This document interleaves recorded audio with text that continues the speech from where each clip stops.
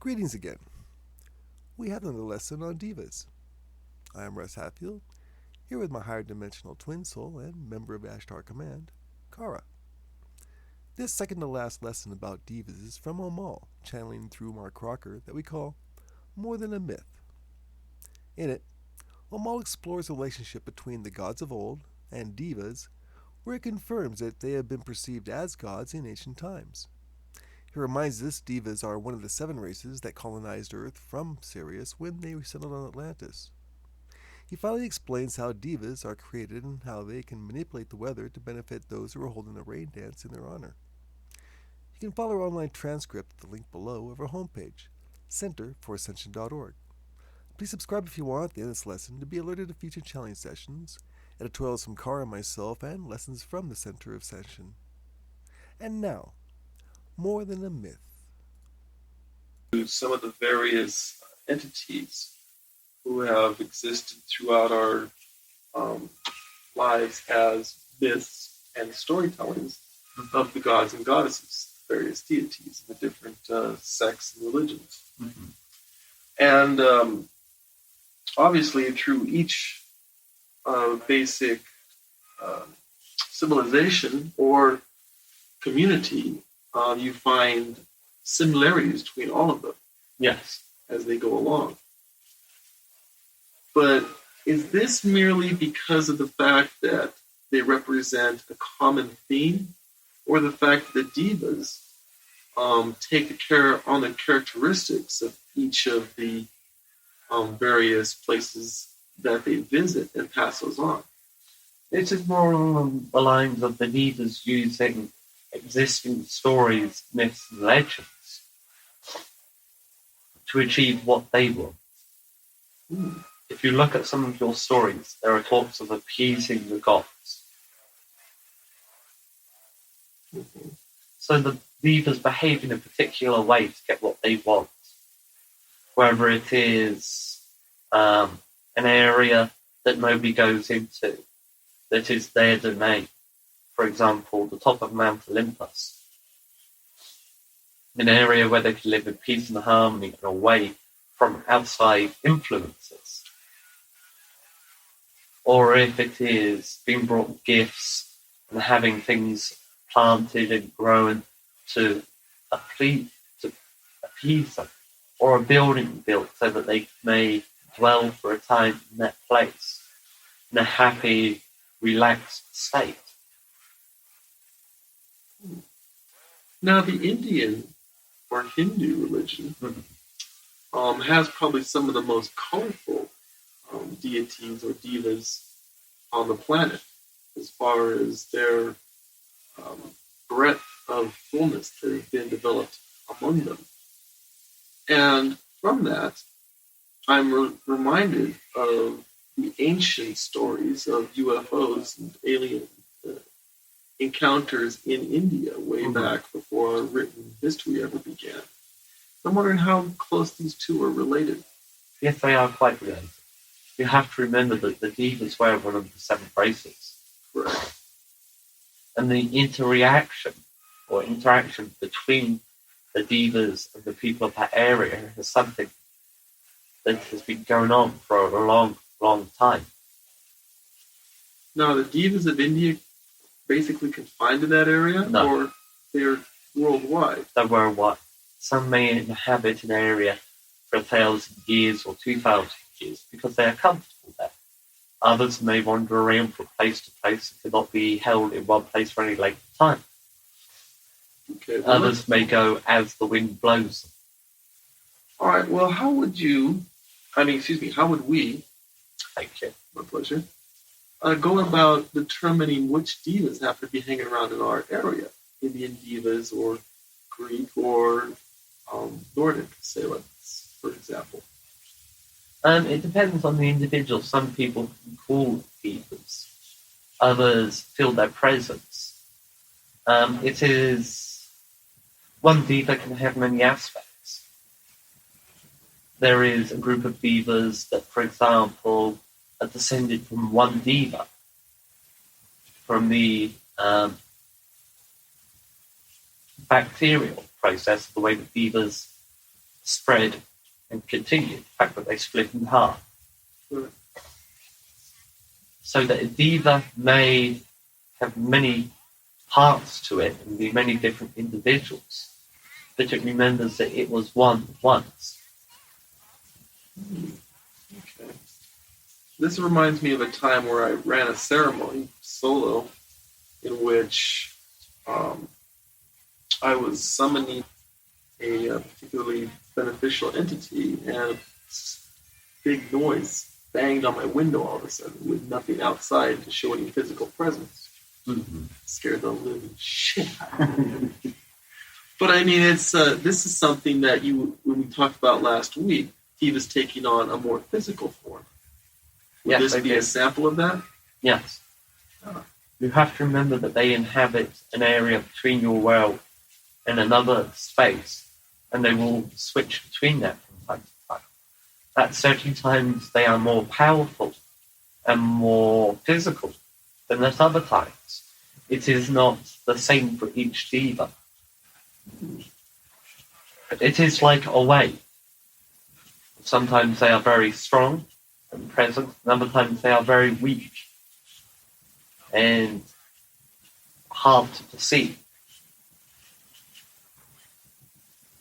This is the reason for ceremonies being held at particular times of the moon or seasons.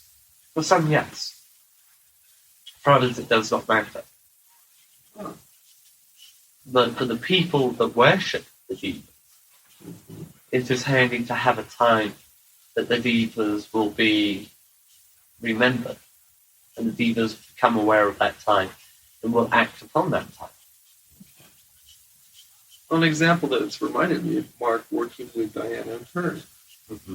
Okay, so we know the divas of that particular ilk happen to be in this particular area. Now, for other divas, you would be merely calling upon entities that you feel close to, and their ability to respond to that would demonstrate the fact that they are in this area, correct? Correct. But let us look at the divas that Mark works with. Okay. What type of divas are they?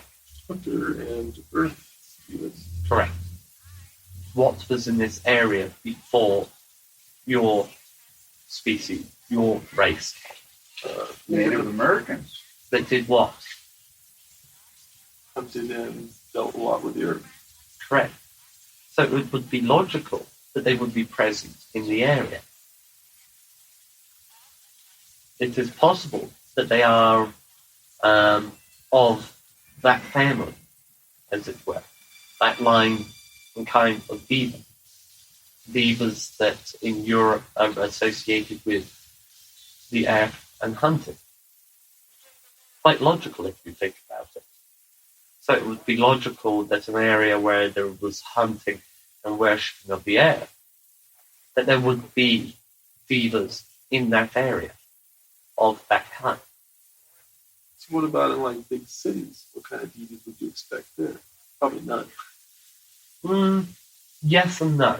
It depends on the environments created. More playful and mischievous divas, I should imagine. So I'm trying to remember my history of mythological origins and trying to decide which other divas of that same brand are in other cultures. For example, Nordic. I can't remember any hunting divas or deities in the Nordic culture. What about Thor, the god of thunder? He enjoyed hunting. Did he? Well, see, this is why I'm asking, because I'm not really familiar up on Thor. And on the female side of that? Freya. Freya was more on the ground, the trees. That's true. Freya was the mother goddess of the air. Well, as much Wagner gets played around here, I suppose there might be things around. It would not surprise me. In fact, here has pointed out a time where Mark was being very foolish, wearing a cloak and shoving his sword into the air in a thunderstorm and shouting, "Go ahead, do your worst." Good call. All right. Lightning rod in hand. I tempting. But what does that tell you? That there is a strong influence in that area for them and him. Mm-hmm. And what that tells me is Mark's got brain damage. Actually, Mark was being very smart and clever. Here is a piece of information that you may not be aware of. Water and electricity do not mix. Correct? I might disagree. They quite nicely, actually. Yeah. They conduct, Water's yes. a good conductor. Yes, they do conduct, but they do not mix. In a thunderstorm, you will have lightning and rain. Correct? Right. Lightning takes place around the edges of the storm. Correct? Mhm. When it is raining, you are more deeply into the storm. Correct? Yeah.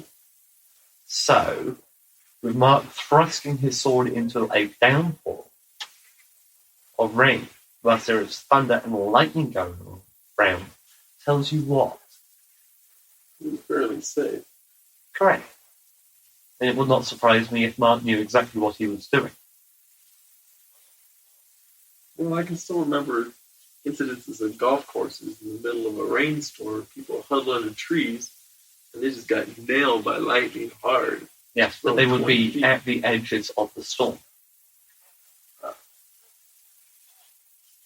For example, there is a golfer that got struck by lightning. I believe his name is Savvy Ballesteros. Did he get hit by lightning? I guess he did, yeah. And he said that he saw the storm clouds coming. He heard the clap of thunder, and that is all he remembers. It had not started raining at that point. Most golfers stop playing and head for cover when there is thunder and lightning around, so that they do not get wet or struck by lightning. Right. Hollywood, much to the difference of that. Well, I don't know if I agree with that. I mean, I've been in torrential downpours where it's pouring rain, and there is very big bolts of lightning right in the middle of it.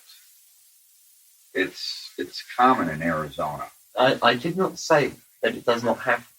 Okay. What I said was that often the lightning is around the edges of the storm. Occasionally, you will get static charges that build up within the center of the storm. Now, the clouds are all connected together, and often it will be fed to the edges of the storm away from the water. Occasionally, you will get lightning, but for every 100 thunderstorms on your planet, you will get one where lightning is unusual. But the vast majority of lightning strikes are around the edges of storms or gaps in the clouds. Yeah, you must have been caught in that gap there. Yeah. I don't know what it was. So the next time you have a thunderstorm, I believe your season is over. Yeah. Look out and watch the thunderstorm. And you will see that the lightning does not actually happen in the center of the storm. It is more of the edges of the storm. This happens because the rain is coming down. It's carrying the charges out of the clouds so that it cannot build up in the center where the downpour is. More to the outsides and gaps where there is not so much rain, it can build up, and therefore it has to be discharged. Interesting. Often lightning will jump from one cloud to another. That is because the positive and negative charges are creating the activity.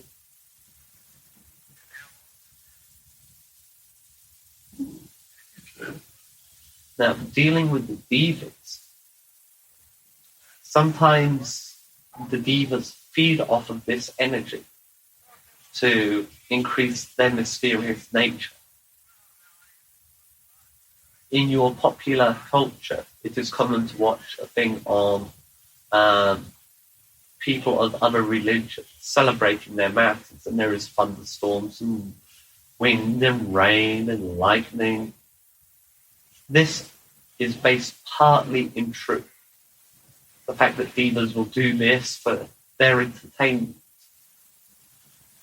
Your Native Americans have their rain dance. It is a mutually beneficial setup for the devas and the natives of this continent. Yeah, I'm trying to remember the diva that is worshipped by the Native Americans concerning thunder and rain. Or at least thunder. There is one, I can't remember its name. It's different. They see it as a god, just like the Nordic folk did. Mm-hmm. It is the devas interacting in a particular way. Oh, okay. Infecting physical universe. Correct. This is manipulation of molecules of water and energy in a particular way that benefits the people. They are happy, so the devas return a compliment for leaving an area alone or improving an area or whatever. They give them the gift that they most desire by using manipulation. It may not be one diva. Frequently, it is more than one diva. Some divas will work with an individual. Some divas will work with a group of individuals. Some groups of divas will work with groups of individuals or individuals. It depends on what the divas desire and what the people desire and how that beneficial arrangement can be achieved. Now here's a $64 question. Is there an Earth diva? The deity that was mentioned was Fricka, Well, the goddess of the earth, the mother goddess, that's yes. in reference to Wagner. I see it. It wasn't exactly what I was thinking of as far as Earth diva goes, but that's okay. That is an earth diva. Gaia is another name. Two different names for the same diva? Not necessarily the same diva, but the same family of divas. Well, that's why then. They're just mental. If I had said Gaia, you would have understood. Yeah. As I said Fricka, you did not. But it is the same diva, with the same group of divas. On that note, live long, prosper, and I'll be back. Later, dude. Like,